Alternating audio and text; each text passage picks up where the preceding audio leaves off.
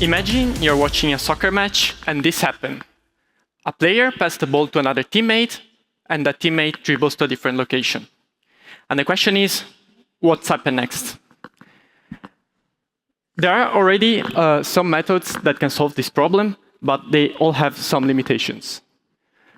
This is a problem that involves this is a problem where next event prediction is crucial and it's a core task in soccer analytics. For example, for in-play forecasting, when you want to, for example, take the first 10 minutes of the game and predict what's going to happen afterwards, or for player style analysis, but also for action value prediction. That means, given a situation like the one that I explained at the beginning, you want to predict what is the best action, for example, passing the ball or shooting. As I said, current methods exist, but they have some limitations. Luckily for us, we already have a model. We developed it together with I developed it together with a colleague of mine, and it's called neurosymbolic Markov model, where Markov means that you can use it for multiple time steps over time. So the question now is, can we use neurosymbolic Markov models, our models, to predict what's going to happen next in soccer analytics?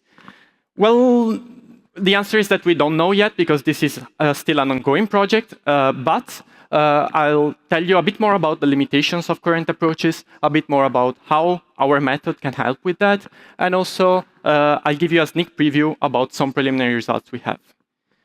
First of all, current methods. They are based mostly on learning from data. This means they don't really exploit rules of the game. So for example, when I showed you at the beginning the example, I'm sure that subconsciously you didn't only think about previous matches that you've watched, but also about rules. For example, you know what is the general goal of the game, or you know what is allowed, what is not allowed, stuff like that, right? And current methods actually do not exploit this information. Secondly, they only partially exploit the sequential nature of time. This means that often they consider only short time horizon, and when they consider longer time horizons, then it's often with strong limitations. And third, they cannot handle hybrid domains. And hybrid domains means that they cannot handle both continuous and discrete variables at the same time. Now, this is good news for us, because our models shine exactly where the current methods have limitations. And so first of all, as Sabine was saying, neurosymbolic means combining learning and reasoning, where learning means learning from the data, like the current methods, and reasoning means reasoning about the game rules. Moreover, we're able to model time explicitly, being a Markov model, and this means that we can train on longer time horizons, but also being able to predict for longer time horizons. And third, we can integrate discrete representations like the game rules, but also observations from the game, like who has the ball and what player did what, together with a continuous state representation. That means, for example, storing exactly the coordinates of each player. We also tested our model, of course, and in this case, it's not really soccer example, it's a video game. And in this case, it's on a 10 by 10 grid over 10 time steps with one opponent. And the goal is for the agent to get to the exit, escaping the opponent. So not really like soccer, but similar flavor, I would say. And as you can see, our model can do similarly to the baselines. However, things get interesting when we look at out-of-distribution data. So when we look at test time without retraining, to different scenarios. For example, if we increase the number of opponents, or if we increase the number of steps, or the grid size. And our model is robust against these changes.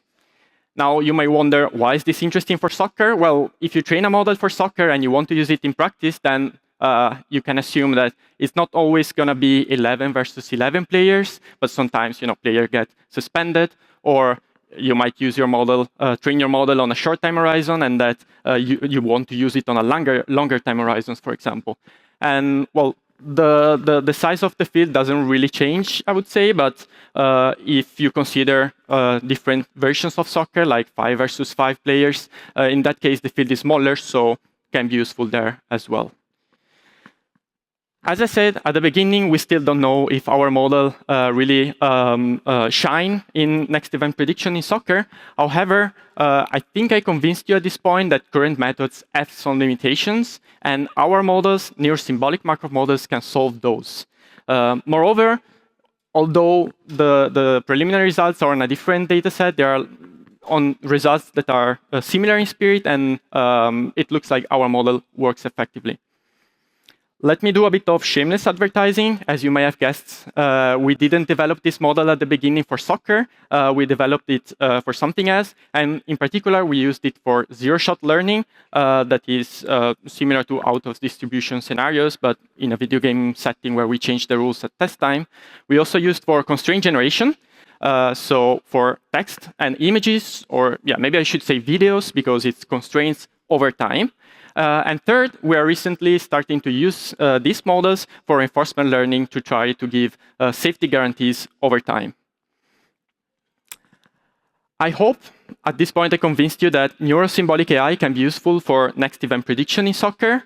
And maybe next time that you watch a soccer match, try to think if also you as humans don't use only data, but also the game rules to see what's going to happen next.